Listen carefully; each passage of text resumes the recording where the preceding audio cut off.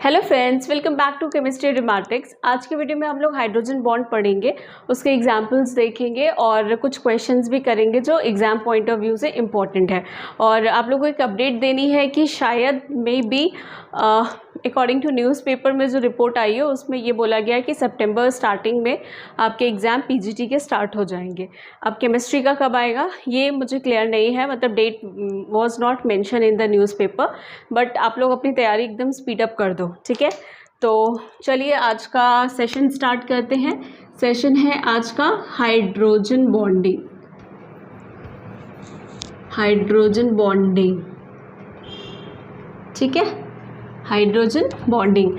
तो hydrogen bonding क्या होती है स्टूडेंट, जैसा कि अभी तक आप लोग भी पढ़ते आए होंगे और एक जनरल है कि जब हाइड्रोजन ऑक्सीजन के साथ, हाइड्रोजन फ्लोरीन के साथ या हाइड्रोजन नाइट्रोजन के साथ जब बॉन्ड मतलब बॉन्ड बनाता है तो उस केस में हम लोग कहते हैं कि वो हाइड्रोजन बॉन्डिंग है। बट अब आप लोग ये वाला कॉन्सेप्ट अपने माइंड से बिल्कुल निकाल दो, because hydrogen bonding is nothing but it's a electrostatic force between hydrogen and electronegative atom like nitrogen oxygen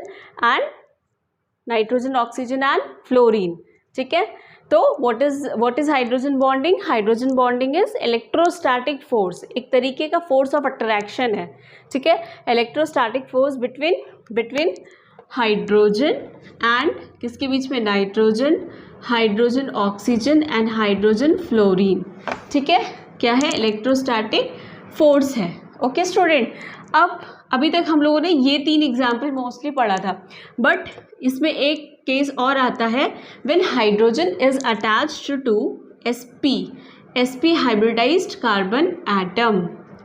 इस केस में भी स्टूडेंट क्या होता है, उसमें हाइड्रोजन बॉन्डिंग होती है, क्योंकि आप लोगों ने देखा होगा कि ऑर्गेनिक के बहुत सारे ऐसे मॉलिक्यूल मतलब कंपाउंड है जिसमें हाइड्रोजन बॉन्डिंग देखने को मिलती है और तरह तरह की देखने को मिलती है ना स्टूडेंट। तो ये आपको 4 टर्म्स याद करनी है, हाइड्रोजन की bonding nitrogen, oxygen, fluorine plus sp hybridized carbon atom. जहाँ पे भी आपको ये चारों कंडीशन देखने को मिलेगी आपका आंसर उसका हाइड्रोजन बॉन्डिंग होगी, ठीक है। चलें आगे। ओके, तो ये तो हमारा बेसिक टर्म हो गया। अब हम लोग देखते हैं कि हाइड्रोजन बॉन्डिंग बेसिकली किस टाइप के मॉलिक्यूल्स में हमें देखने को मिलती है या किस टाइप के कंपाउंड्स में। तो आप लोग ये चीज़ एकदम अपने माइंड में बिठा लो कि हाइड्रोजन बॉन्डिंग आयनिक कंपाउंड्स में नहीं होती है। मतलब मैं ये नहीं कहती कि नेग्लिजिबल है, sometime it like happen also, but mostly hydrogen bonding covalent compounds में देखने को मिलती है, ठीक है स्टूडेंट। तो क्या बोला मैंने आप लोगों को, हाइड्रोजन बॉन्डिंग जो है मोस्टली कोवेलेंट कंपाउंड में देखने को मिलती है, ठीक है। And hydrogen bond is basically weak bond, ठीक है। हाइड्रोजन बॉन्ड क्या है? एक वीक बॉन्ड है but stronger than van der Waals bond. Van der Waals bond से स्ट्रॉन्गर होता है। तो ये कुछ पॉइंट्स हैं, अगर आप लोग ऐसे ही लिखना चाहो तो लिख लो, ठीक है। बहुत कुछ मतलब इम्पॉर्टेंट नहीं कहेंगे बट हाँ, you should know all these points. तो पहला पॉइंट मैंने क्या बताया कि hydrogen bonding does not found in ionic compound. Second point is does not found in ionic compound and second is it is mostly found in covalent compounds। covalent compound मतलब जिसका dipole moment is not equals to 0, मतलब उसमें कुछ dipole moment होना चाहिए, right। तो ऐसे ही molecule में हमें हाइड्रोजन बॉन्डिंग देखने को मिलती है, ठीक है स्टूडेंट। तीसरा मैंने बताया कि ये बहुत वीक बॉन्ड होता है बट वंडरवॉल बॉन्ड से स्ट्रॉन्ग होता है। Fine student. और हाइड्रोजन बॉन्ड की स्ट्रेंथ लिख लीजिए, हाइड्रोजन बॉन्ड की स्ट्रेंथ कितनी होती है? इसकी स्ट्रेंथ 4 से 48 किलो जूल पर मोल होती है, इसीलिए कहा कि बहुत ज़्यादा स्ट्रॉन्ग बॉन्ड नहीं होता है ये, ठीक है। और वंडरवॉल की जो होती है, वंडरवॉल की मोर देन 48 किलो जूल होती है पर मोल, इसीलिए वंडरवॉल जो है स्ट्रॉन्गर बॉन्ड शो करता है in comparison to hydrogen bond, ठीक है स्टूडेंट। इतनी बात समझ में आई। अब आगे चलें हम लोग, अब देखते हैं। अच्छा, हाइड्रोजन बॉन्ड देख लेते हैं कि जैसे हम लोगों ने डेफिनेशन में भी पढ़ा है कि इलेक्ट्रोनेगेटिविटी से उसका एकदम मतलब क्या है, कोरिलेशन है ना। तो आप लोग ये लिखो कि hydrogen bond is directly proportional to electronegativity and inversely proportional to size. ये बात लिख लो, hydrogen bond is directly proportional to electronegativity, inversely proportional to size. ठीक है, हमें पता है कि जिसकी इलेक्ट्रोनेगेटिविटी ज़्यादा होगी, फॉर एग्जांपल फ्लोरीन की ज़्यादा होती है, तो उसके साथ जो बॉन्ड बनेगा HF का वो स्ट्रॉन्ग बॉन्ड बनेगा, है ना। So hydrogen bond is directly proportional to electronegativity, inversely proportional to size. और हमें पता है फ्लोरीन का साइज, हम जब इधर जाते हैं, ठीक है, पीरियड में जाते हैं, तो साइज़ यहाँ पे क्या होता है, साइज़ कम होता है। डाउन द ग्रुप जाते हैं तो साइज़ बढ़ता है ना। साइज़ यहाँ पे डिक्रीज़ होता है, यहाँ पे इंक्रीज़ होता है। तो बस इन्वर्सली प्रोपोर्शनल टू साइज़। ठीक है, अगर मैं आपको क्वेश्चन दूँ HF और वाटर में किसकी हाइड्रोजन बॉन्डिंग ज़्यादा होगी, तो ऑब्वियसली देख के ही पता चल रहा है HF इलेक्ट्रोनेगेटिव है, तो HF की हाइड्रोजन बॉन्डिंग वाटर से ज़्यादा होगी। ठीक है स्टूडेंट, ओके। अच्छा, हाइड्रोजन बॉन्ड का जो कॉन्सेप्ट है ना, अभी आगे चल के आप लोगों को मतलब सॉल्युबिलिटी से इसको कोरिलेट करना होगा, तो वो चीज़ आप लोगों को मालूम होनी चाहिए कि हाइड्रोजन बॉन्ड बेसिकली कैसे कैसे कोवेलेंट बॉन्ड में ब्रेक होता है, मतलब कैसे कोवेलेंट बॉन्ड को तोड़ता है और उसमें इन्वॉल्व होता है और चीज़ों को सॉल्युबल या इनसॉल्युबल करता है, वो भी हम लोग आगे पढ़ेंगे। बट अगर चाहो तो मैं यहीं पे एक्सप्लेन कर दूँ। ठीक है, होता क्या है बेसिकली, ये देखिए स्टूडेंट, वाटर है, वाटर पे कैसा डेल पॉजिटिव चार्ज होता है, ऑक्सीजन पे डेल नेगेटिव होता है, हाइड्रोजन पे डेल पॉजिटिव होता है, यही तो होता है। ठीक है, तो जैसे कि HF है आपका, HF में क्या, ये डेल पॉजिटिव, ये डेल नेगेटिव। ठीक है, तो क्या होगा, इसका जो ऑक्सीजन का डेल नेगेटिव है वो इसके साथ बॉन्ड बनाएगा HF के साथ, है ना। और इसका ये जो फ्लोरीन है, क्योंकि ये ऑपोजिट ही तो है, ये कैटायन एनायन, तो ये इसके साथ बॉन्ड बनाने की कोशिश करेगा, ये भी इसके साथ बॉन्ड बनाने की कोशिश करेगा। जब ये इसके साथ मतलब HF मॉलिक्यूल टूटा, किस में टूटा, H प्लस में और F माइनस में टूटा, तो ये इसके साथ चला जाएगा और इसका जो एनायन है वो कैटायन के साथ चला जाएगा। तो इस तरीके से मॉलिक्यूल जब ब्रेक हुआ तभी तो वाटर उसके अंदर गया, और वाटर जब गया तो मतलब क्या हुआ, सॉल्युबिलिटी हुई। अगर ये टूटा नहीं होता, फॉर एग्जांपल जैसे आयनिक कंपाउंड के केस में क्या होता है, आयनिक कंपाउंड जल्दी टूटते नहीं है ना, तो जब वो ब्रेक नहीं होंगे तो वाटर उसमें इन्वॉल्व होगा नहीं। ठीक है, तो इस केस में यही हो रहा है कि वो ये क्योंकि टूट रहा है तो वाटर मॉलिक्यूल इसमें इन्वॉल्व हो रहे हैं। इन्वॉल्व होने के बाद क्या हो रहा है, इसको सॉल्युबल कर रहा है। ठीक है, और कंपाउंड को क्या कर रहा है, अनस्टेबल। पहले ये कंपाउंड स्टेबल था, जब ये टूटा तो अनस्टेबल हो गया। अनस्टेबल होते ही अब फिर इसको स्टेबिलिटी चाहिए, बिकॉज हर सिस्टम को स्टेबिलिटी चाहिए होती है। तो फिर इसने क्या किया, कैटायन रिस्पेक्टिव कैटायन और अनायन एक दूसरे से आके जुड़ गए और सिस्टम जो है वो अनस्टेबल हो गया और सॉल्युबिलिटी इसमें आ गई। ठीक है, तो सॉल्युबिलिटी का पूरा यही केस है। तो अगर पूछता है आपको एग्जाम में पूछता है कि which of the following compound is soluble in water, ठीक है, तो वहाँ पे आप लोग को यही चीज़ देखनी है कि वो मॉलिक्यूल सॉल्युबल है, मतलब वो टूटेगा मतलब वो अनस्टेबल होगा। फाइन, तो अनस्टेबिलिटी का जो रिलेशन है सॉल्युबिलिटी के साथ, और वही मॉलिक्यूल हमारा वाटर में सॉल्युबल होगा, मतलब ड्यू टू हाइड्रोजन बॉन्डिंग। ठीक है, तो ये चीज़ मैंने आप लोगों को यहीं पे बता दी है। आगे इसका एक मतलब टॉपिक आता है कि सॉल्युबिलिटी कैसे मतलब ऐड ऑन होती है इस फैक्टर पे, हाइड्रोजन बॉन्डिंग वाले फैक्टर पे। ठीक है, तो ये कुछ इंपॉर्टेंट चीज़ें हो गई। अब हम लोग देखते हैं टाइप्स ऑफ हाइड्रोजन बॉन्डिंग। कितने टाइप के होते हैं स्टूडेंट, ये 2 टाइप के होते हैं, पढ़ा भी होगा आप लोगों ने, है ना। पहला क्या होता है, इंटरमॉलिक्यूलर हाइड्रोजन बॉन्डिंग, दूसरा इंट्रामॉलिक्यूलर हाइड्रोजन बॉन्डिंग। ठीक है, फर्दर ये इंटर जो है वो 2 में डिवाइड होता है, होमो atomic hydrogen bonding and hetero atomic hydrogen bonding. ठीक है, ठीक है, अभी हम लोग देखते हैं इंटर क्या है और इंट्रा क्या है। फाइन, तो ऐसा देखो आप लोग डेफिनेशन मतलब नाम से ही पता चल रहा है। इंटर मतलब जैसे इंटर कंपटीशन होता है ना दो टीम्स के बीच में, उसी तरीके से इंटर मतलब दो मॉलिक्यूल्स, ठीक है, मतलब दो एटम्स के बीच में जब हम हाइड्रोजन बॉन्डिंग कराते हैं, जैसे कि अभी मैंने HF का केस लिया था, तो वो हमारा इंटर मॉलिक्यूलर हाइड्रोजन बॉन्डिंग हो गई। इंट्रा मॉलिक्यूलर मतलब एक ही सिस्टम के अंदर दो मॉलिक्यूल्स मिल रहे हैं और उसमें हाइड्रोजन बॉन्डिंग हो रही है, वो हमारा इंट्रा मॉलिक्यूलर हाइड्रोजन बॉन्डिंग हो जाती है। उसके बाद होमो एटॉमिक, होमो एटॉमिक मतलब एक जैसे, जो दोनों एटम कंबाइन हुए हैं वो एक जैसे होंगे। और हेट्रो एटॉमिक मतलब डिफरेंट। हेट्रो एटॉमिक इसका एग्जाम्पल यहाँ पे लिख लीजिए। हेट्रो एटॉमिक का एग्जाम्पल हो गया HF।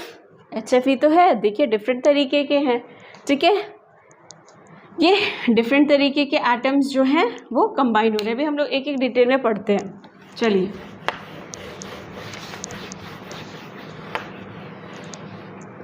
एक एक हम लोग डिटेल में पढ़ते हैं।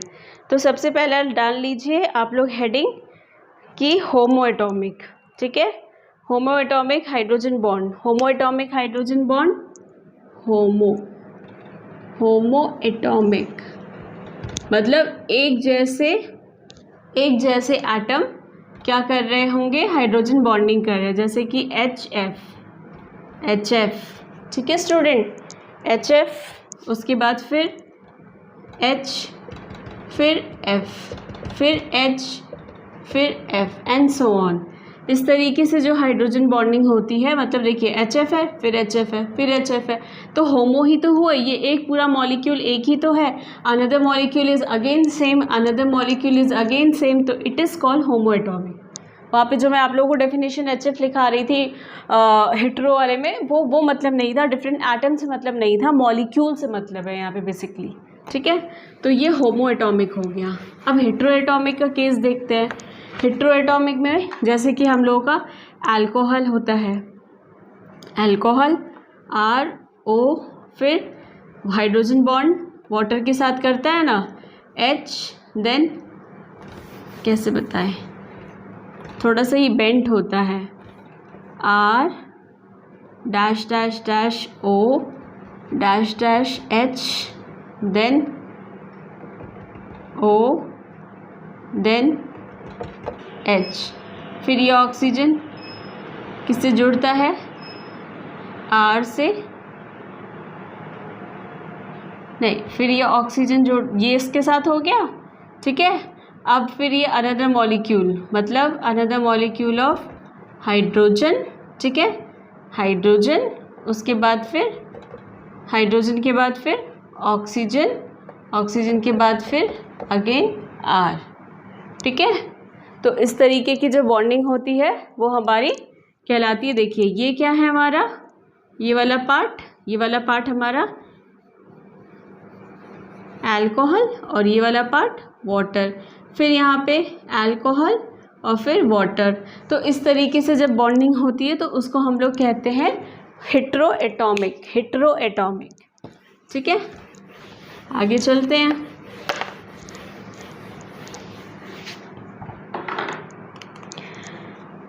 तो ये हो गए हमारे इंटरमॉलिक्यूलर के एग्जाम्पल्स। अब हम लोग देखते हैं इंट्रामॉलिक्यूलर।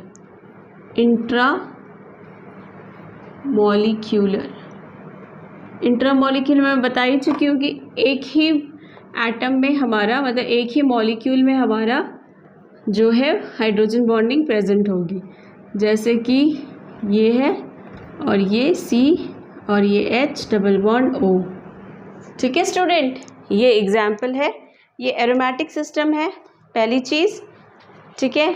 एरोमेटिक सिस्टम में वैसे भी क्या होता है, इंट्रामॉलिक्यूलर हाइड्रोजन बॉन्डिंग जो है एरोमेटिक कंपाउंड्स में ही बनते हैं।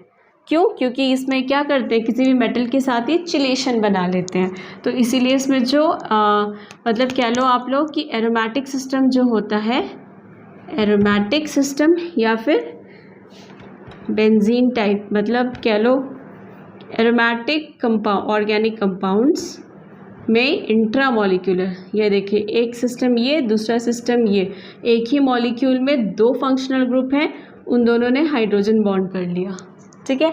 तो ये इंट्रामॉलिक्यूलर। अच्छा, इसमें इंट्रामॉलिक्यूलर तो ये तो हो गया आप लोग का इंट्रामॉलिक्यूलर हाइड्रोजन बॉन्डिंग के और एग्जाम्पल। एक एग्जाम्पल और आता है आपका, मतलब ऐसे वाले जितने ग्रुप होंगे वो आप लोग हाइड्रोजन बॉन्ड और यहाँ पे C डबल बॉन्ड O और OH, इसमें भी हाइड्रोजन बॉन्डिंग देखने को मिल रही है।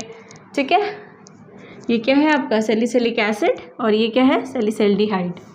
फाइन, समझ में आ गया। एक एग्जाम्पल ये है नाइट्रो के साथ, ये ऑर्थो हाइड्रोक्सी नाइट्रोफिनॉल या फिर नाइट्रोफिनॉल ही कह लो, O- और ये डबल बॉन्ड O, तो ये इसके साथ हाइड्रोजन बॉन्ड बना लेगा। ठीक है स्टूडेंट, तो ऐसे वाले मॉलिक्यूल्स में इंट्रामॉलिक्यूलर हाइड्रोजन बॉन्डिंग देखने को मिलती है। अब आप लोग एक नोट करके लिख लो, नोट करके एक चीज़ लिख लो जो कि बहुत इम्पॉर्टेंट है, इसलिए मैं आप लोगों को नोट में लिखवा रही हूँ वो चीज़। बस इतना कर लो, आपको और हाँ इससे ज़्यादा क्वेश्चंस मिलेंगे नहीं। नोट करके लिखो कि जो हाइड्रोजन बॉन्ड, जो इंट्रामॉलिक्यूलर हाइड्रोजन बॉन्ड होता है, इंट्रामॉलिक्यूलर हाइड्रोजन बॉन्ड्स में basically they are insoluble in water. ठीक है, ये इंट्रामॉलिक्यूलर हाइड्रोजन बॉन्ड वाले जो कंपाउंड्स होते हैं वो इनसॉल्युबल होते हैं वाटर में। क्यों स्टूडेंट? क्योंकि देखिए अगर ये वाला एग्जांपल हम लोग लेते हैं OH, ठीक है, C डबल बॉन्ड O, इसने इसके साथ बॉन्ड बनाया। अब बताओ, अभी तो मैंने आपको जो सॉल्युबिलिटी वाला कॉन्सेप्ट बताया था उसमें मैंने क्या कहा था कि सिस्टम को अनस्टेबल होना पड़ेगा। सॉल्युबल होने का मतलब system should be unstable, but here is it possible that this what is the salicylic this salicylic become unstable? No, it is not possible, right? because यहाँ पे तो वैसे भी कॉम्प्लेक्स फॉर्मेशन चिलेशन करता है ये, ठीक है, तो ये तो पॉसिबल है ही नहीं। इसीलिए ऐसे मॉलिक्यूल्स जो इंट्रामॉलिक्यूलर हाइड्रोजन बॉन्ड बनाने वाले जो कंपाउंड्स होते हैं वो मॉलिक्यूल्स हमारे इनसॉल्युबल होते हैं because it can not gate unstable. ठीक है स्टूडेंट, तो ये बहुत इंपॉर्टेंट पॉइंट है। और जो इंटरमॉलिक्यूलर हाइड्रोजन बॉन्ड होते हैं, चाहे वो होमोएटॉमिक हो चाहे वो हेटेरोएटॉमिक हो, दोनों की ब्रेक होने की मतलब अनस्टेबिलिटी पाने की टेंडेंसी हो सकती है, पॉसिबल होती है कोवेलेंट कंपाउंड में वैसे भी। इसीलिए उसमें वो वाले मॉलिक्यूल्स हमारे क्या होते हैं, अनस्टेबल हो जाते हैं, इसीलिए वो सॉल्युबल होते हैं वाटर में। तो ये इतना कॉन्सेप्ट मुझे आप लोगों को बताना था हाइड्रोजन बॉन्ड से रिलेटेड। ठीक है, हाइड्रोजन बॉन्ड होते क्या हैं, टाइप्स क्या होते हैं और ये फॉर्मेशन होता कैसे है और इसका सॉल्युबिलिटी पे क्या फ़र्क पड़ता है। ठीक है, तो आज के सेशन के लिए बस इतना ही। आई होप आप लोगों को कुछ सीखने को मिला होगा, कुछ नया लगा होगा। तो अगर अच्छा लगा है अपना ये वीडियो तो प्लीज़ प्लीज़ प्लीज़ लाइक करिए और अपने फ्रेंड्स में सब्सक्राइब कराइए। Bye bye, thank you.